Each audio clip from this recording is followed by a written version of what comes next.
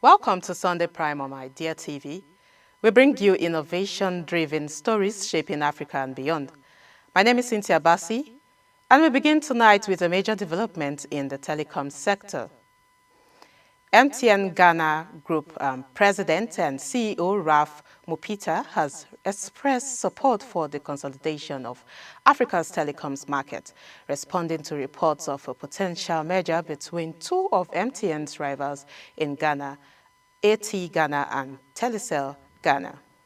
Speaking at a recent media roundtable, Mupita said he was not surprised by the development, as MTN has long advocated for consolidation in the industry.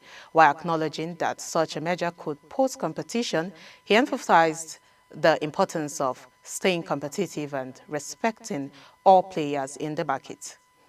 Ghana's mobile telecom sector includes 41.6 million users, with MTN dominating the space with a 72.5% market share as of mid-2025. Telecel and AT Ghana trail far behind with market shares of around 18% and 8% respectively, while Glo Mobile holds just 1.4%. A merger between Telecel and AT, both partially or fully owned by the Ghanaian government, could create a stronger rival to MTN, potentially reshaping the competitive landscape. Despite this potential shift, Mupita downplayed any major impact on MTN's strategy in Ghana. Mupita reiterated that MTN's strategic focus remains unchanged, even as the Ghanaian telecom market continues to evolve, following a series of previous measures such as the 2017 union of AIRTEL and Tigo and the government's acquisition of the struggling entity in 2021. Still in the telecom space, but shifting gears to digital infrastructure, AIRTEL Africa is making a bold move in Kenya. AIRTEL Africa's data center subsidiary, N-Extra by AIRTEL, has officially commenced construction on a 44-megawatt hyperscale data center in Tatu City near Nairobi, Kenya. This facility is the second of 5 planned across Africa and follows the company's broader push into the continent's growing digital infrastructure market. First announced in February 2024, the data center will be developed in two 22-megawatt phases and is set to give live in the first quarter of 2027. The Nairobi data center will be one of the largest in East Africa, featuring GPU-ready racks, next-generation servers, advanced fiber connectivity, and high-level security systems. N-Extra CEO Yashnat Esau emphasized the facility's role in enabling a resilient and sustainable digital ecosystem that supports governments, businesses, and communities across the region. He added that the design meets top-tier global standards for energy efficiency, reliability, and scalability. This Nairobi site follows N-Extra's first African data center project, a 34-megawatt facility under development in Lagos, Nigeria, since March 2024. AIRTEL Africa, which provides telecom and mobile money services to over 166 million users in 14 countries, launched its N-Extra brand in December 2023 to address growing demand for cloud and data hosting solutions across the continent. From digital infrastructure to digital inclusion, Zimbabwe has taken a major step to empower women in technology. The Ministry of ICT, Postal and Courier Services in Zimbabwe took part in the first ever Her Digital Edge INDABA 2025, an event organized by the Internet Society Zimbabwe chapter under the theme Equipping Women to Lead the Digital Transformation. The INDABA aimed to spotlight the role of women in driving Zimbabwe's digital development while addressing the pressing need to bridge the digital gender gap. Supported by stakeholders like Potras, the event brought together key figures from government, industry, and the ICT sector to explore how women can be empowered as innovators and decision-makers in the digital space. Discussions focused on making digital literacy a basic right, ensuring online safety and inclusivity, and promoting women's involvement in tech leadership and policymaking. ICT Minister Tatenda A. Mavatera emphasized that achieving Zimbabwe's digital goals is impossible without the full participation of women. Other notable speakers, including Gladys Chipanda from the Internet Society Zimbabwe and Gloria Zvaravanhu of Old Mutual Insurance, stressed the importance of inclusive leadership in shaping a tech-forward, gender-equitable future. The INDABA marked a significant step toward integrating women into all aspects of the country's digital transformation journey. And speaking of digital protection, a cybersecurity firm is attracting big funding to stay ahead of the hackers. Cyber attacks are projected to cause global damages of up to $10.5 trillion this year. According to Cybersecurity Ventures, yet the cybersecurity workforce faces a severe shortfall of around 4 million professionals worldwide, as reported by the World Bank. To address this crisis, NUCLEON Security has developed a proactive automated cybersecurity solution that has already gained traction with over 100 clients across 3 continents.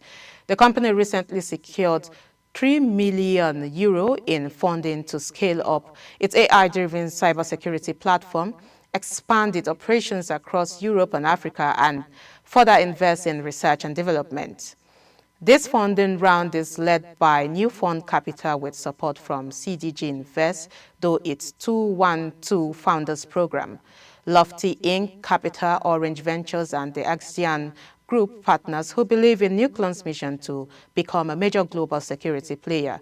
CEO Anas Chana emphasized that NUCLEON delivers practical, ready-to-use solutions that make cybersecurity both proactive and accessible to organizations of all sizes.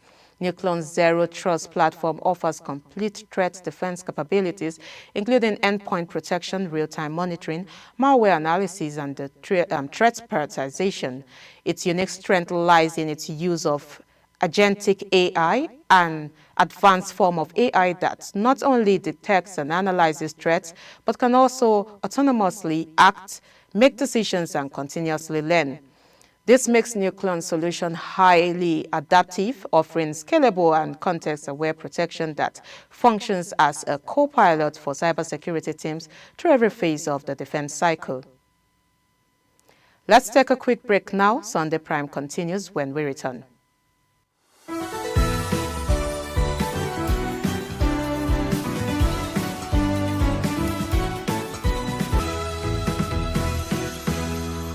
Welcome back. If you're just joining, this is still Sunday Prime. Now the rest of the news continues. Let's now turn to Nairobi, where Kenya is positioning itself as an AI innovation hub. Kenya has officially inaugurated the QUBIT Hub Research Center in Nairobi, making a significant milestone in the country's journey toward advancing artificial intelligence, research, development, and commercialization.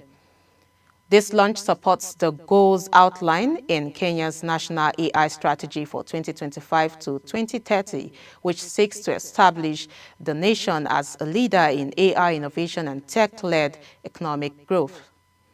The QUBIT Hub aims to provide a strong foundation for AI learning and innovation by offering advanced infrastructure, resources, and opportunities for local innovators and researchers.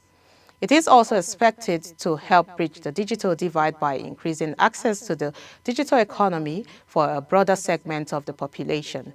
Officials pointed to favorable conditions in Kenya, such as reduced energy costs and improved access to hardware as enablers of success for initiatives like this. The government reiterated its dedication to building a digitally inclusive society and highlighted its support for the QUBIT Hub as part of a broader strategy to strengthen Kenya's innovation ecosystem. The center's launch positions Kenya as a rising leader in Africa's AI landscape and underscores its growing role in the continent's digital transformation. And while Kenya is building its AI future, Albania is taking a bold step into the world of AI-powered governance.